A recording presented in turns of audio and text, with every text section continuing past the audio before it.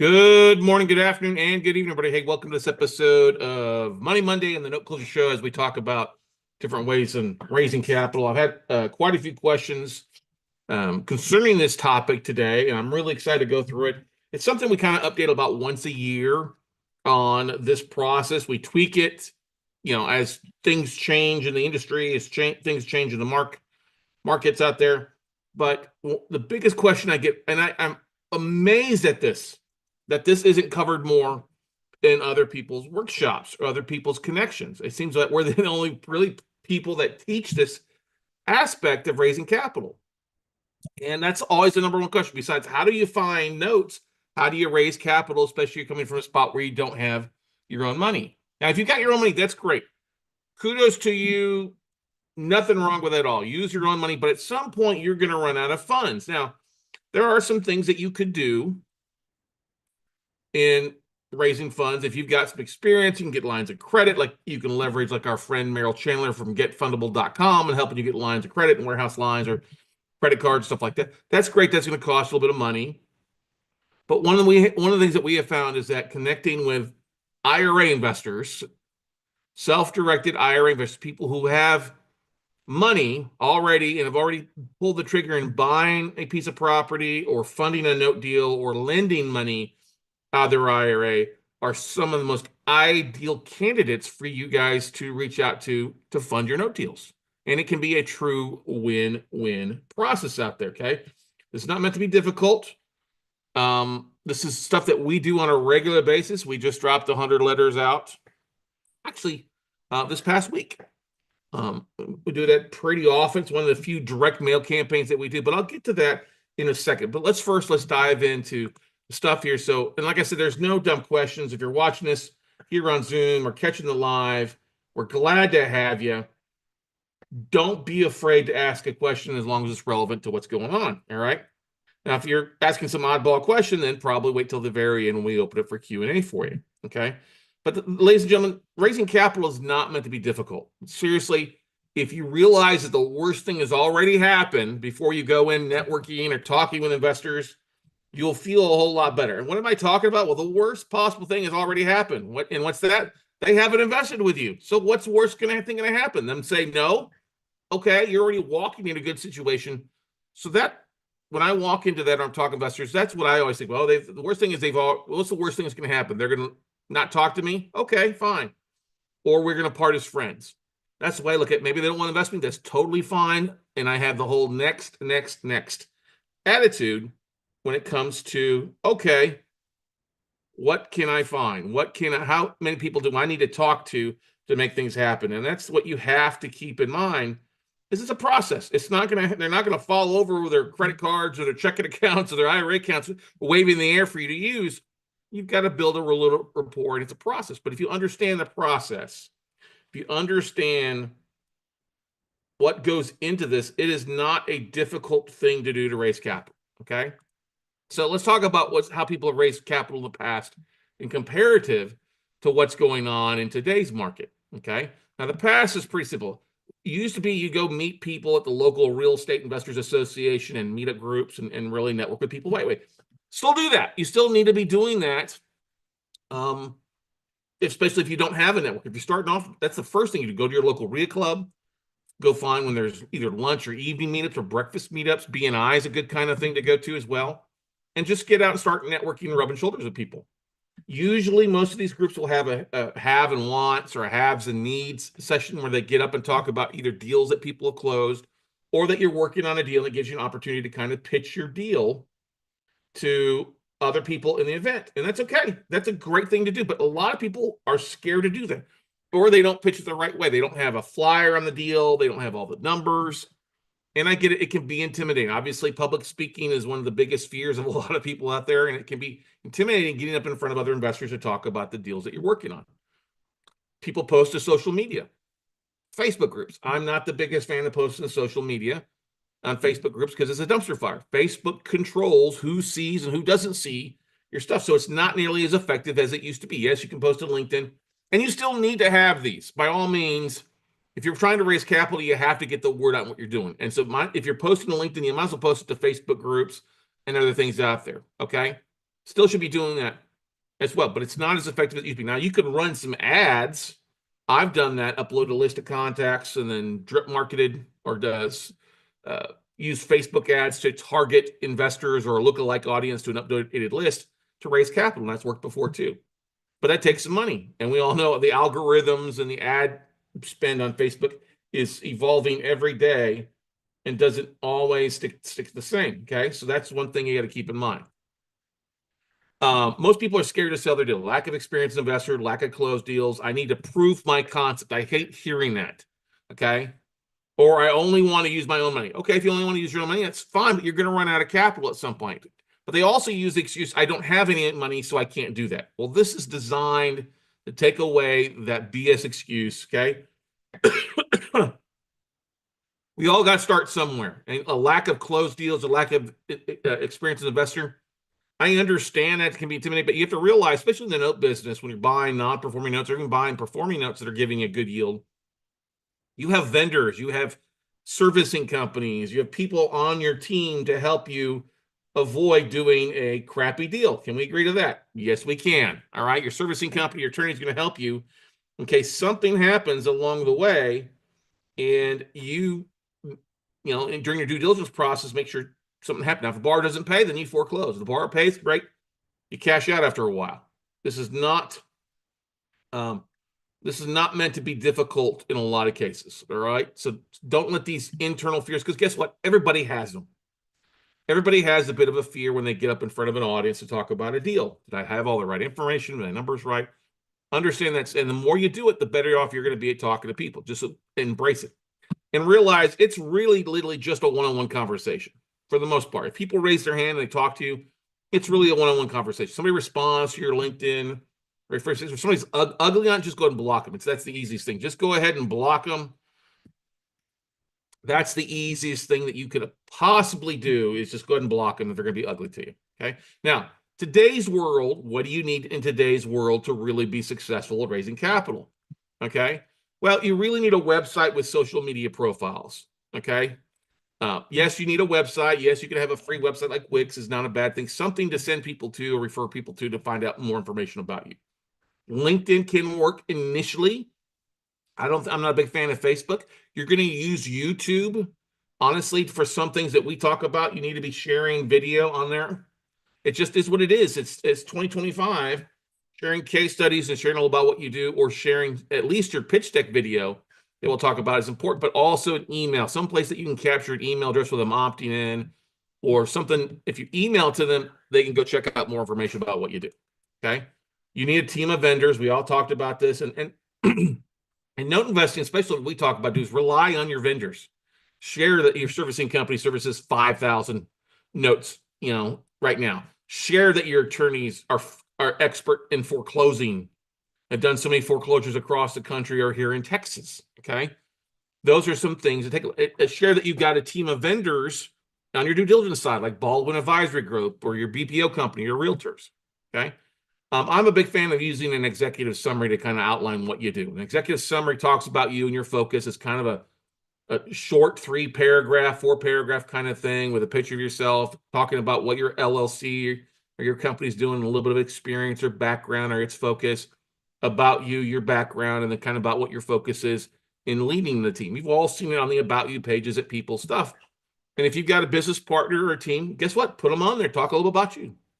It's A-okay, but that shows a level of professionalism a lot of time. That shows people who are honestly, shows you that you know what the hell you're talking about versus something else. And look, I get it. You're going to screw up. Like I found a couple, I did not find it. Steph found it where I'd made a couple errors in updating it.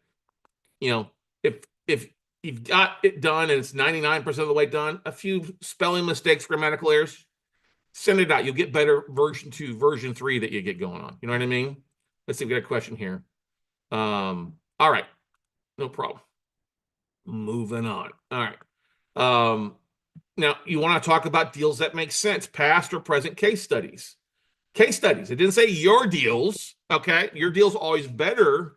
But if you got a friend, a coach, somebody's got some deals and case studies they're willing to share about the types of deals that you're doing, that always works well. I often will send out Like on the second or third time I'm contacting somebody, or I have on my website, I'll have a short-term deal like we got an REO or a deed loan. It turned into quick cash. We had a longer one was a foreclosure, or a third one would be where we got the loan reperforming. It turned into cash flow for a period of time. Those are kind of the three staples of the note business, especially non-performing. Those are great things. You could talk about individual deals that you're working on, but talk about true deals that make sense. Don't over exaggerate the numbers. Be specific. Here, these are the types of deals that a friend of mine did, or here's the deal that we're working on, and here's what we expect. A simple pitch deck, 10 to 15 minutes that you can record and talk about what you're doing, about you, your focus, your vendors, your team, the types of deals that you do, and what you're looking for. Doesn't need to be long. This is the gold right here, the 10-minute pitch deck video that we do a lot of work with our one-on-one coaching students and stuff like that. That actually will answer most of the questions. If you're contacting people, that's something to share with them. Hey, here's a little bit more about what we do. We'll talk more how we utilize it. But start connecting with investors now. Don't wait till the end of the quarter. Don't wait till next year. Don't wait till you're ready. Oh, I got to get all my ducks in a row before I do this. Start that process of reaching out to people now. There's a lot of things you can put together. If you've got a one-page website, if you don't have a one-page website, make sure your LinkedIn is completely filled out. Okay, LinkedIn is free. You might want to get paid for the upgraded version a little bit more, but leveraging LinkedIn as your website to start things off with is what we had to do. If you've got to do it while your website's being built, then do that, or while you're creating a website. But make sure you've got a good photo of you. You've got a background image. Make sure it looks like you're actually there versus just part-time. Okay. And if you've got your own money, don't wait till you run out of funds to start connecting with people. That's like the biggest number one mistake I see people that come into the business that have their own money. They only use what they have until they run out of capital. Now, if you got $10 million, it's a different story.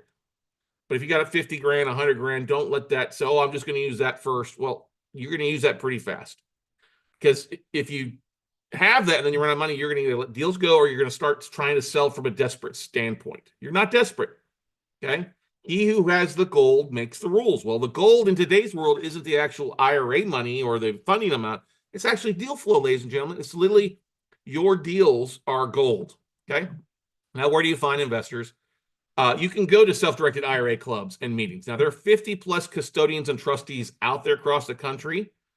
And a lot of them will have regular meetings. We used to go to the Quest Expo, the Quest IRA meetup groups, and a lot of times. Well, Quest is no longer around. They've changed their names. I don't know if they're going to be still doing that stuff or not, but a lot of others are kind of stepping into the gap that Quest did, because Quest really was one of the better education networking conferences or events to go to in here in Texas specifically. But go out, start your own meetup group is what we've done in different parts of the country as well. Attend in person or online. Follow their profiles. Go look at their profiles. If some of these companies have done live streams, they'll see people that comment. Connect those people that comment. You probably have something in common with them. But follow up with people. Hey, I saw that you were on this webinar together. Message them. Are you looking? What are you looking for as we come across? I'm always looking to connect with other investors. If you go and meet with somebody at an IRA, get their business card. If they don't have their business card, take some paper and write down their name and contact information. Text them. All right.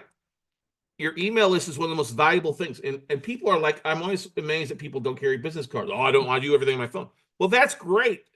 But if you put things in a phone or you connect with somebody and don't have a follow-up or who they are, that's going to be hard to do. I'm still a big fan of taking the business cards and putting them in a spreadsheet, then uploading it to my CRM. And then I can tag them or create a list just for that event that I can reach out to. If, when I started doing this, I would just put people in an Excel spreadsheet. That's still that's all that you've got. That's all you've got. It's better than nothing. Putting people in a spreadsheet with their contact name and email address so you can drop them an email every once in a while. Okay. LinkedIn search is pretty easy. Jump on LinkedIn, do a search for self-directed IRA investors. One of the things that we show folks is how to use a service like Octopus CRM to start connecting with investors, real estate investors in your state or states that you're investing or looking at your top 3 to 5 states. Pretty easy to do that. Real estate investor Georgia, real estate investor Texas. And then start connecting with those people. Hey, my name is Scott Carson. I'm an investor also in Texas, just looking to connect with other investors. What are you buying? What are you looking to do? Okay.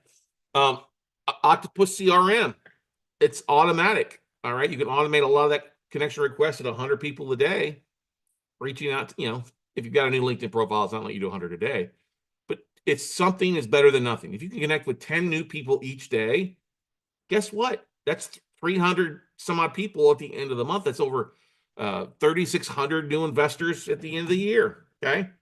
But if you're going to be posting or connecting people on LinkedIn, post something on there regularly, add value to the conversation, share an article, share a deal that you're working on. I mean, there's plenty of websites out there. There's plenty of periodicals like housingwire.com, realdeal.com, therealdeal.com, all these different real estate periodicals and websites can allow you to change some things.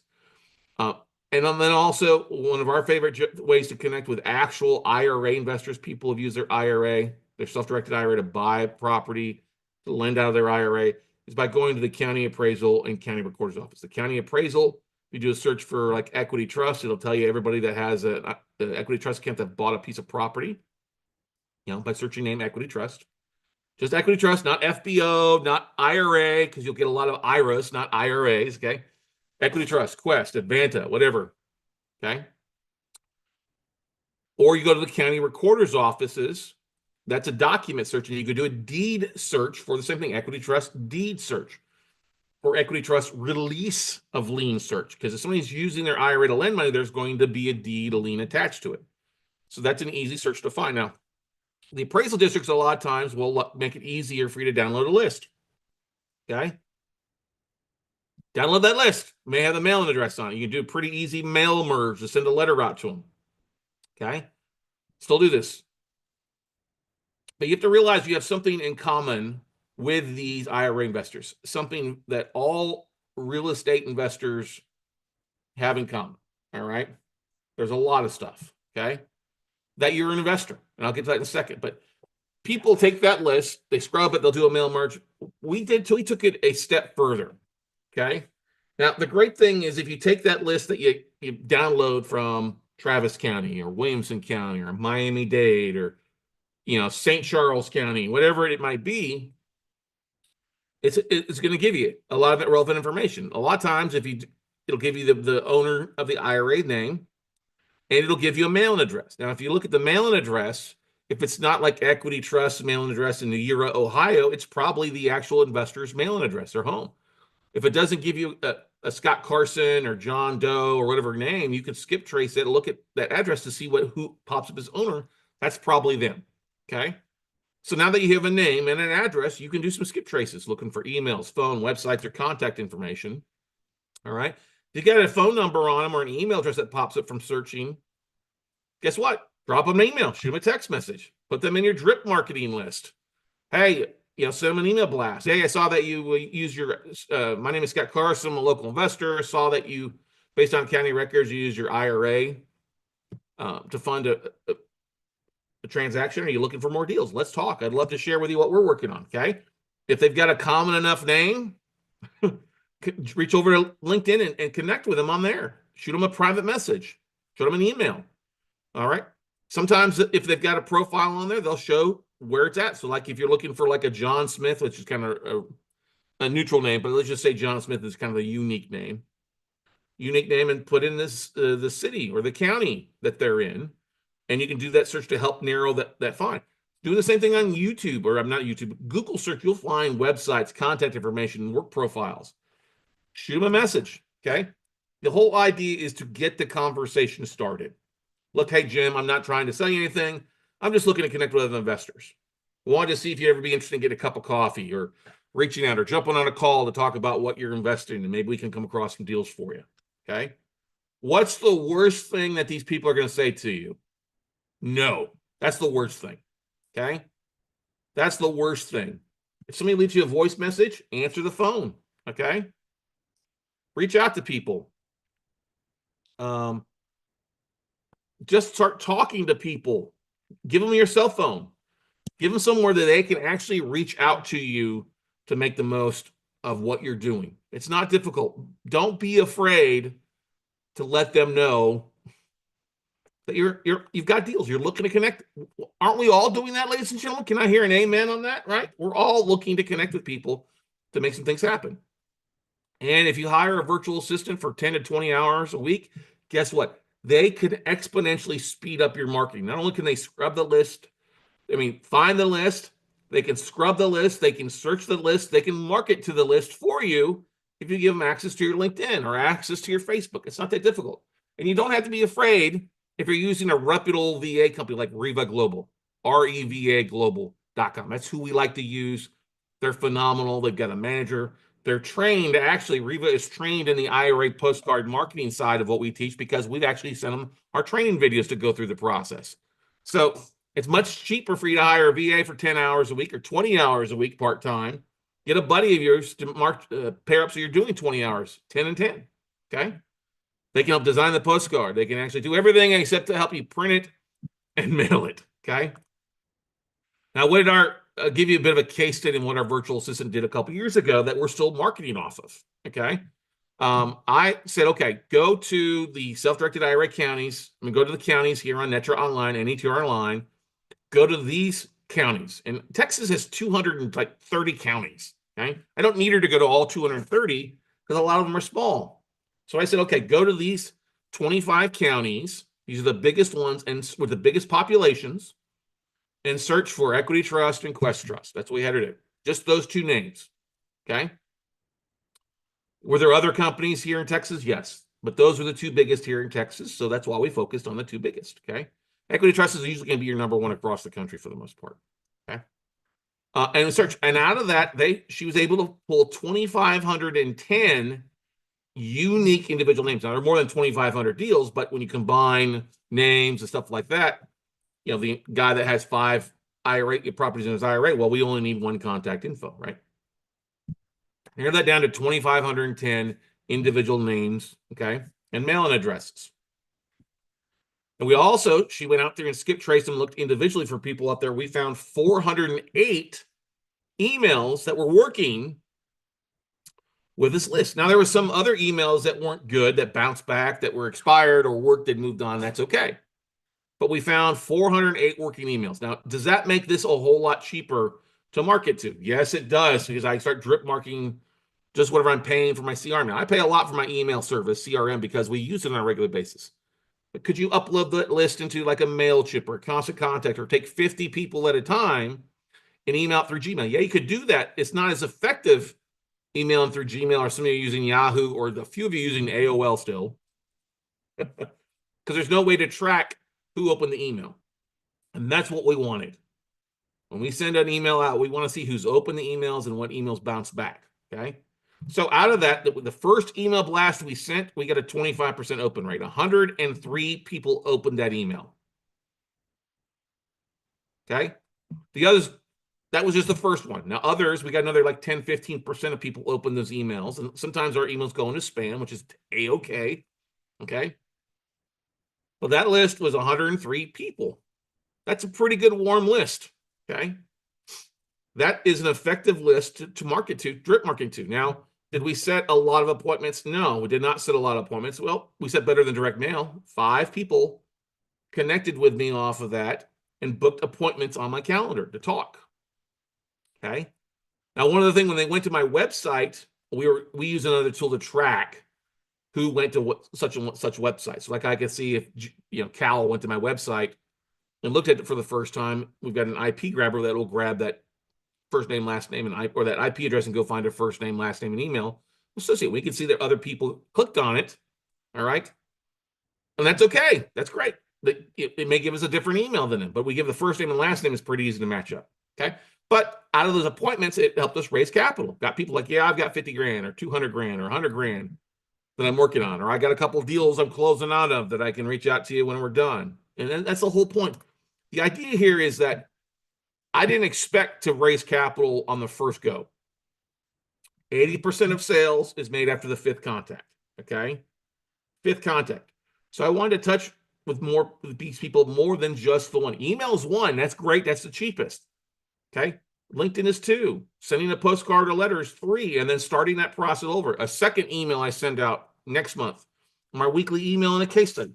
See, that's the thing, is you want to try to build this drip marketing campaign because everybody's not ready when you are. That's why you can't wait around until you run out of capital to market for money. Get the process going. Get people into your database, into your, gravity, all right, of your situation in your atmosphere around you, start paying attention. Oh, I need to follow up with this guy. Okay. Now, let's just face it.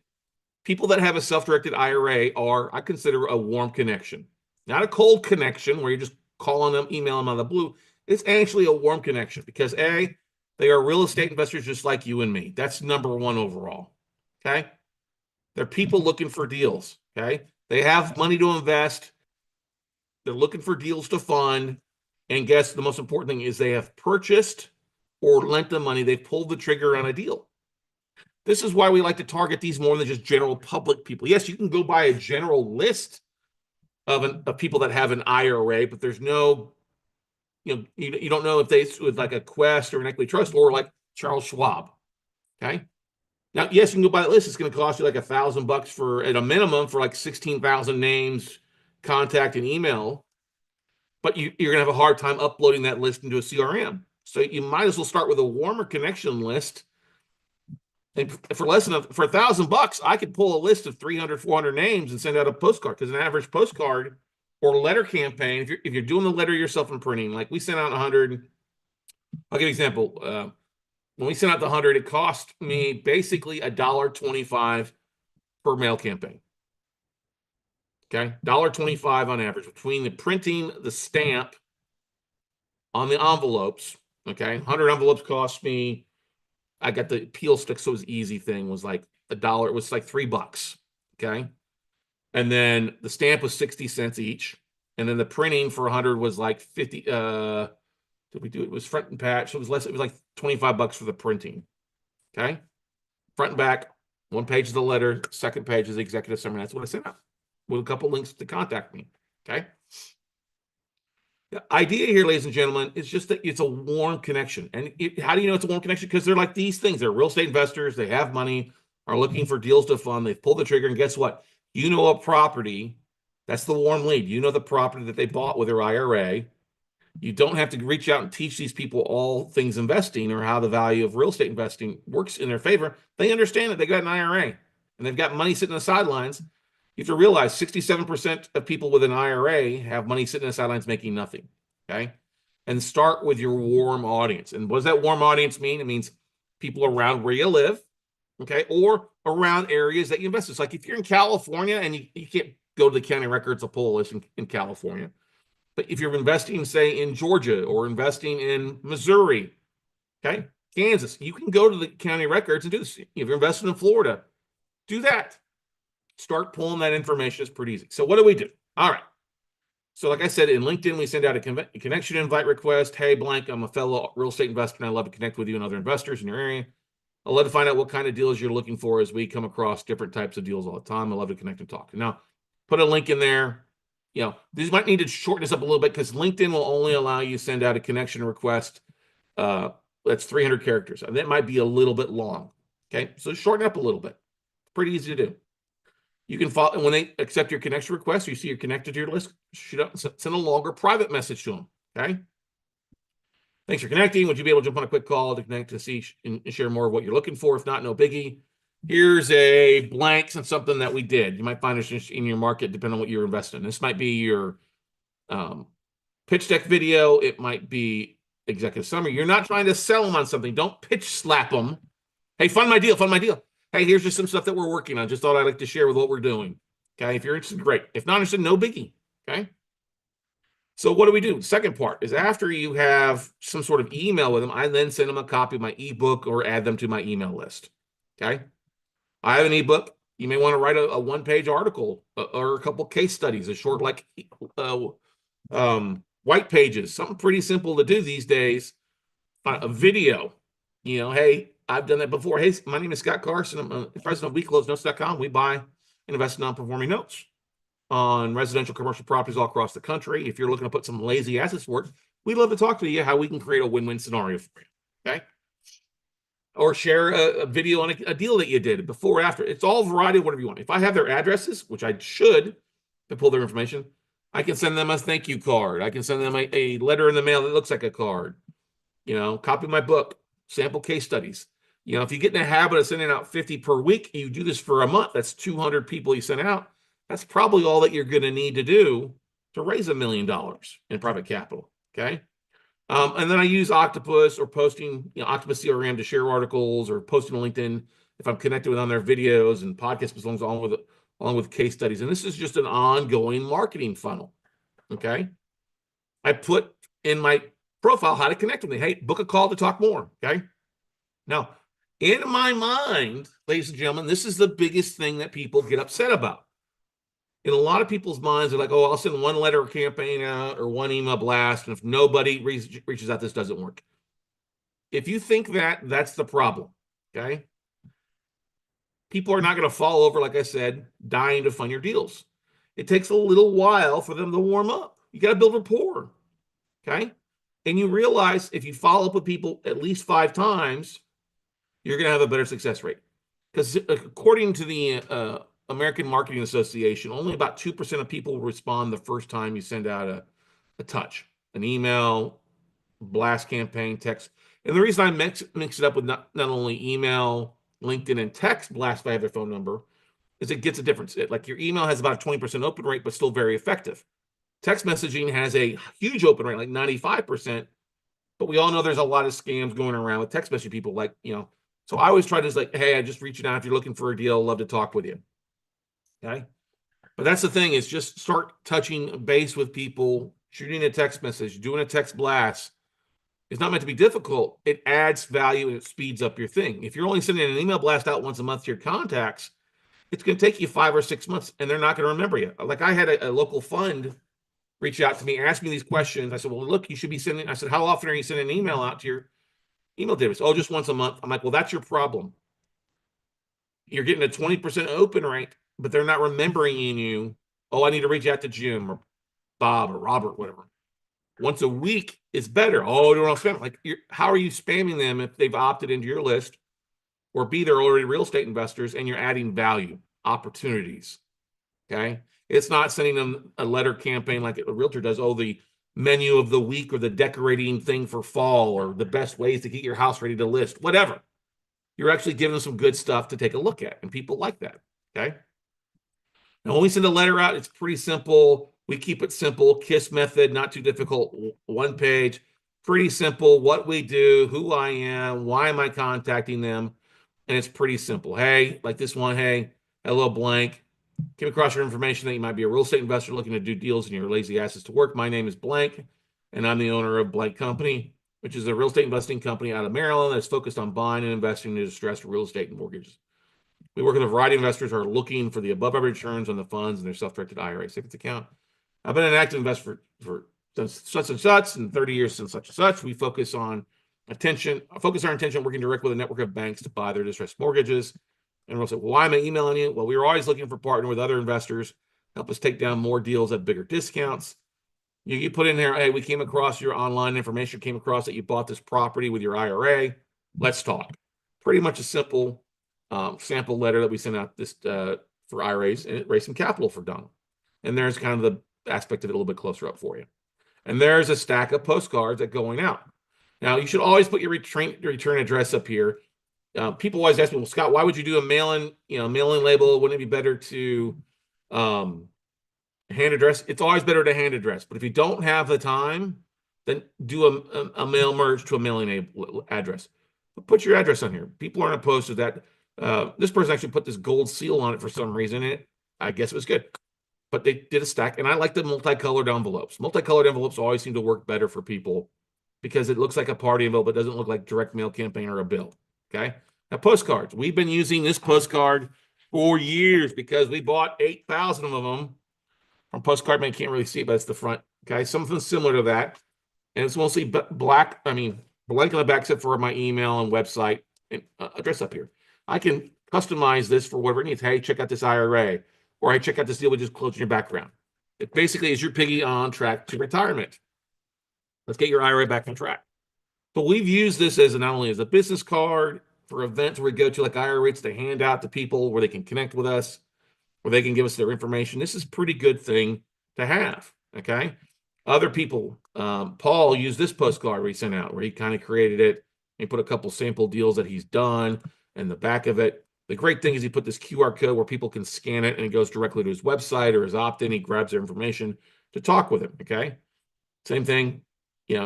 Here's who it's going to, double inflation. And Paul did a pretty good job with this. Okay. Linda Martin took something similar like this. I was out of California, and this is what she created. She put her face on there so people what it is, a scan code, it goes to their website, a couple of the previous deals that she done. Yeah, she invites them to meet for coffee, her website, some more information on the backside, a testimonial, and then the mailing address. Pretty simple to use. I think you can order like 50 postcards from Vistaprint and do something very similar to start the ball off rolling. But I don't want to send letters. Okay. Create you a sample pitch deck slide, a PowerPoint slide.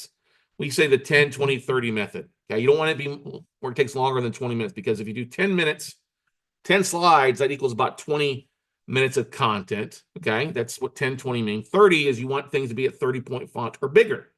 If you have to squeeze all this information on and go below 30-point font, it's too much. Do a different slide or summarize it. Okay.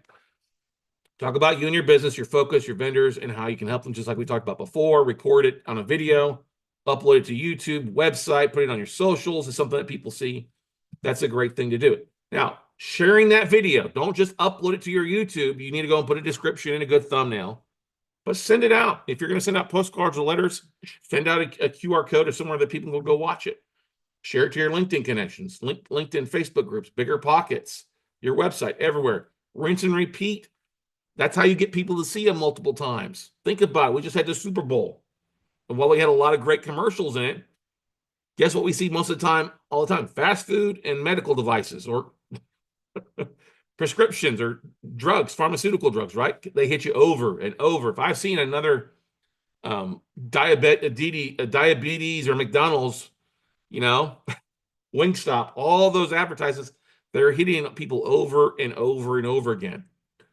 Do the same thing on your socials. Upload it, repost it, share it on a regular basis. Okay. Now, how many investors do I need? Let's talk about that. Direct mail has a 1 to 4% response rate if it's cold email. Warm list will see about a 10 to 25% response rate if it's a warm list. Now, your IRA investors fall somewhere between that warm and cold list. If you're local, it'll be a bit warmer. Okay. So if you get a 10% response rate and you send out to 200 IRA investors, that's 20 investors. If you have a 25% conversion rate, it's about 4 investors that you'll talk to. Really about first time out. Okay. If you figure that 67% of investors have 150K or more in their accounts, you take three of those. Okay. 2/3 of the 4 roughly says just 3 times 150. That's 450. And then one person maybe has 50K. That's a total of 500K in private money, really, from your first blast out. Okay. You can do a lot with 500K. Well, Scott, only 2% of the people. I get it. That's the first time American market does it. The fact that you're hitting them as a warm contact, as an IRA investor, and it works best to mention property that they have. Postcards are great. All right, but you can't mail merch. I've seen some of those, like send out cards. You can customize it. But that's why I like sending a letter campaign out first versus a postcard campaign. But guess what? Doing something is better than nothing. Great thing about postcards, they always get read. Okay, QR code, pretty easy to put on there and customize it and go for it. So you could do that. Hey, regarding your property at 123 Main Street in the thumbnail, totally could do that. Okay. Now, what do I offer them? What kind of interest? Look, ask them what have you invested in the past besides your IRA? What else have you invested in? Okay, but shut up and listen. Okay, if they say no real estate, but they start talking about 401ks, like CDs, bonds, and 401k, it's probably a low ROI, because when they tell me what they've invested in, if it's not real estate, I always like that. Well, how did that work out for you? Okay. Now, if they talk about stocks, Bitcoin, it can be hit and miss. Oh, I'm getting 6 to 12% return in the stock market. That's great. Awesome. If they're, active, they're doing active real estate. Oh, I've got a bunch of apartments and doing fix and flips. What kind of return are you looking for? I'm looking for a 12% return. Okay. Or if they did one deal, well, I did one deal that I made 12% of my money 2 years ago. Okay. Have you done anything since? No. Okay. So that really made you 6%. Has it been 2 years since you did something? You get what I'm saying? Listen to what people say, because they'll tell you, like, if you're dealing with more consistent real estate investors, they will want a double-digit return. We're greedy. All right. We are. But if they're not consistent, or they've not invested, or not active, don't give them 12% return. Give them, 6 to 9%, 6 to 10%. How did that go for you? Let them talk. All right. Listen, talk with the ratio that God gave you. You should be listening twice as much as you're talking. Part of what we have that pitch deck for is to get them to watch it so they can ask educated questions. Now, repeat after me. If I could show you double, triple that for a short period of time, say 2 to 3 years, secured by real estate at 70% of the value or less, would you be interested? Yes or no? They say no. Oh, I'm not interested. No problem. Then move on somewhere else. Okay. If they say yes, then move to the next level, which by that would be so great. If you'd like to, I've got a couple deals that I'm working on. Okay. The whole idea of email, letters, pitch deck, text message blast is to get them to ask for more info or book a call with you. Okay. They identify themselves. Well, Scott, what they've already booked a phone call. That's great. Then take it to the next step. If you're interested and want to proceed, here's a couple of deals that we're working on. Once you know that they're interested, then share with them the new deal or case study. This is what I'm working. If you don't have a new deal right now and they said, yes, they're interested, awesome. Well, I'm working through a couple of deals right now and I'm going through due diligence. As I get closer, do you mind if I reach out to you to find something? What's the best way to contact you? Okay. Yeah, I'm working on a list of 100 notes that just came in. Okay. Share with them a copy and say, if I'm going through 3 or 4 made offers, here's what I'm working on. All right. They say yes, the request for the investor questionnaire, pledge email, proof of funds. These are 3 things that you must all get, and require them to fill that stuff out in 48 hours. I'm going to send you an investor questionnaire, fill it out, send it back to me. I require that with a proof of funds, and then just send an email to me that has that stuff attached. Say, hey, my statement for my IRA account has 500. I'm pledging 50K to you. We'll start off small to get the ball rolling, but require that to them in 48 hours and remind them, hey, can you get that to me? I know you've probably been slammed, but can you get this back to me? All right. Because I'm working through the process. If I find something that's going to make sense, we're going to get rock and rolling. Now, securing with the lending agreements and other ways how you structure that deal, you can do this a variety of ways. We'll talk more about that later on. Okay. But they're going to need, if they've got an IRA, is the money sitting there in their self-directed IRA account with Quest Trust to fund the deals that you're working through. If they don't have money in there, then they need to start moving that money over to the IRA and help them fill out that paperwork. As you're going to have them fund a deal, fill out the direction of investment form for them. Okay. Help them speed up the process. You got to follow up with them and hold their hand through this process a few times. Okay. Now, that's one thing we'll go through at a different time on different stuff. We're going to actually a scheduled webinar with Kyle Moody from American IRA. I think later this week or next week, going through some of that stuff, how easy it is to fill that stuff out and the different accounts and stuff like that for you. But one of the great things you guys have really, if you've enjoyed this, hey, check out our upcoming workshop. It's actually this coming Friday, Saturday, Sunday. If you're watching this live, if you're watching the replay and it's after that date, guess what? Go to weclosenotes.com. Check out our next scheduled class. First day is all about finding deals. Day 2 is all about raising money. We'll go through more specific case studies and samples and helping people craft what they say and the list that they pull and how to find that kind of stuff. It's raising capital is not difficult if you know how to dive into it and you've got somebody holding your hand through the process. And day 3 is about putting those deals and your money together and your marketing together to make money, and or understanding how to leverage IRA investor money besides your own and the different exit strategies to make money. What's going to work? What should you look for? What deals should you make offers on? What are deals? And avoid the duds. So still got some discount tickets. If you go to notebuyingfordummies.com, that'll get you registered for the class. Get signed up today, Friday, Saturday, Sunday. We'd love to have you and help you take your business to the next level. Any questions, any comments, any concerns before we let you guys go for the day?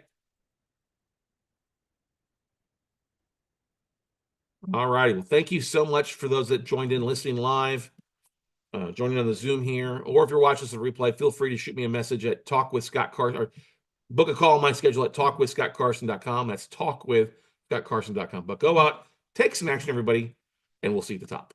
Bye.